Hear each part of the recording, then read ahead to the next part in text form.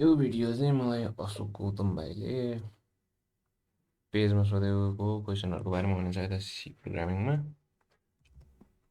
पहिलो क्वेसन रहेछ to calculate average of any three numbers अनि फेरि स्पेसिफाई गरेर ठिकै छ।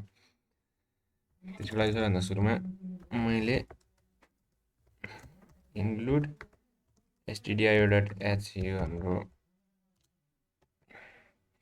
स्ट्यान्डर्ड हेडर फाइललाई राख्नै पर्यो होइन। त्यसपछि मेन फङ्सन चालु गर्नु पर्यो। मेन फङ्सन चालु गरेपछि यति राखेर लास्टमा रिटर्न 0 यो प्रायः सबै प्रोग्रामहरूमा लेख्नुपर्ने हुन्छ, रिटर्न 0 है। अब बाँकी यसको लागि स्पेसिफिक कोड यहाँनिर हुनेछ। तीनवटा नम्बर त्यहाँ छ, x equal to 10, y equal to 20, z equal to 30 देखा होइन। भनेपछि तिनले इन्टिजर डाटा टाइपमा छन् भनेपछि तिनीहरूलाई इन्टिजर मान्दा हुन्छ। इन्टिजर डाटा टाइप मानेर यहाँ भेरिएबल पनि दिइसकेको रहेछ भनेपछि x equal to 10 comma y equal to 20 यस्तरी राखे नि हुन्छ होइन। र यसपछि सेमिकोलन दिएर फेरि इन्टिजर लेखेर y इजिकल टु 20 यस्तरी भेरिएबल डिक्लेयर गर्दा नि हुन्छ। नत्र एउटै लाइनमा डाटा टाइप सेम भएपछि यहाँनिर यस्तरी लेख्दा नि हुन्छ। अनि यिनीहरूको एभरेज भनेको चाहिँ इन्टिजरको एभरेज इन्टिजरमै आउँछ भन्ने छैन, फ्लटमा नै आउनसक्छ। फ्लट भनेको चाहिँ डेसिमल है, पछाडि जस्तो 1.5 1.367 यस्तै त्यो हुने भएकोले यहाँनिर हामीले फ्लट राख्नुपर्छ। अनि एभरेजलाई कुनै एउटा भेरिएबल दिनु पऱ्यो। अहिलेको लागि एबिजी भनेर दिएँ त। एभरेज भनेको के हो त, तिनले भए जति सबैको सम अनि जम्मा टोटल नम्बर डिभाइड गर्ने x plus y plus z अनि डिभाइडेड विथ तीनवटा होइन, तीनवटा दिनु पऱ्यो। हरेक लाइनको लास्टमा यो सेमिकोलन दिनु पऱ्यो। यहाँनिर चाहिँ यसलाई एउटै लाइनमा यसरी पनि लेख्न सकिन्थ्यो यता, दुइटै लाइनमा लेख्नुपर्ने छैन। अब यति भइसकेपछि एबिजीमा एभरेज निस्किसकेको हुन्छ, तर त्यसलाई प्रिन्ट पनि गराउनु पऱ्यो। प्रिन्ट गराउने भनेको डिस्प्ले गराउनु पऱ्यो। प्रिन्ट एफ लेखेर अब डाइरेक्ट यहाँ एबिजी यस्तरी लेख्यो भने हाम्रो कम्पाइलरले त्यो पनि देखाउँ न पहिला होइन, एबिजी मात्रै प्रिन्ट डिस्प्ले गरिदिन्छ क्या, त्यसरी एभरेज निकालिदिँदैन। यसको लागि चाहिँ यो भेरिएबल चाहिँ प्रिन्ट एफभित्र लेख्न मिल्दैन। यसको यो साइडमा लगेर एबिजी लेख्ने अनि यहाँ बिचमा प्रिन्ट गर्नुपर्ने ठाउँमा चाहिँ एभरेजको डाटा टाइप भनेको फ्लट छ, त्यसको अगाडि पर्सेन्टेज राखेर फ्लट यस्तरी राखिदिनुपर्छ। अगाडि एबिई आरजी यहाँ चाहिँ जे लेटर लेख्यो यो लेटरै प्रिन्ट हुने हो, भेरिएबल चाहिँ यता पछाडि राख्ने हो। यति गरिसकेपछि अब चाहिँ यसले एभरेज दिनुपर्छ जुन चाहिँ 20 रहेछ होइन। भनेपछि पछाडि धेरै 00 आएछ, त्यसलाई कम गराउन चाहिँ यहाँनिर 0 पोइन्ट राखेर कतिवटा डेसिमल पछाडिको नम्बर चाहिएको, जस्तै अहिलेको लागि 2 बेटर होला। यो 2 राखिदिएर अनि कम्पाइलर रन गऱ्यो भने एक्ज्याक्ट चाहिएको जति एभरेज यसले निकालिदिन्छ। फर्स्ट क्वेसन यो थियो।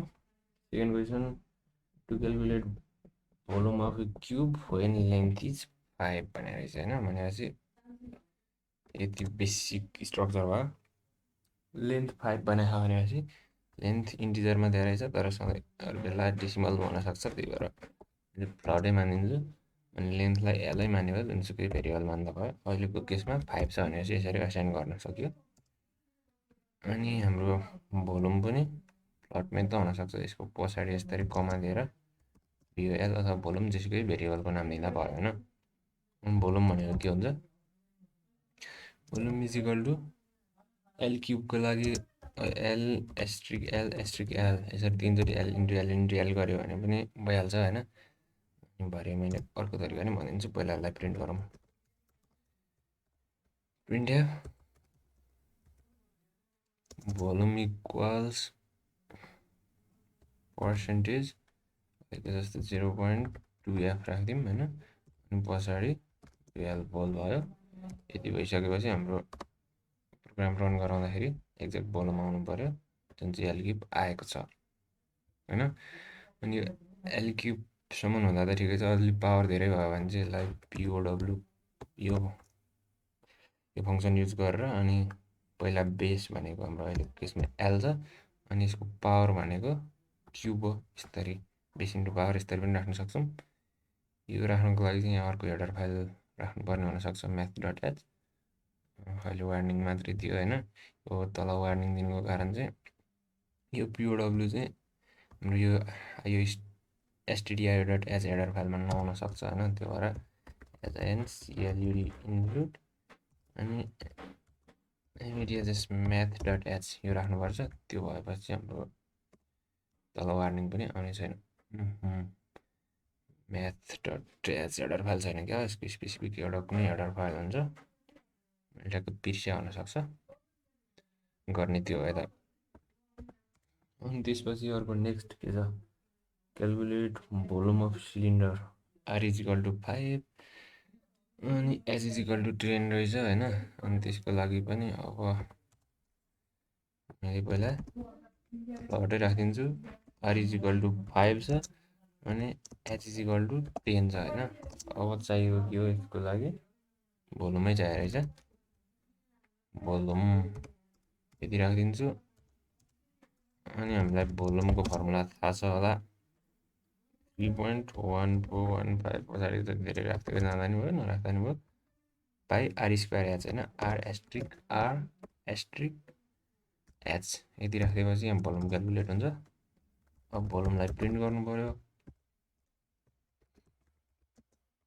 Volume is equal to percentage 0.3 half राखिदिन्छु अहिलेको लागि, कमा त्यो भनेको हामीले भोल्युम प्रिन्ट गर्दैछौँ। यति गरिसकेपछि काम हुनुपर्छ, जुन चाहिँ भोल्युम यति हुने रहेछ है त। अनि यो पाइको भ्यालु 3.1415 लाई चाहिँ यसरी नराखेर यहाँ चाहिँ एक ठाउँ मात्रै युज गर्नुपर्ने छ होइन।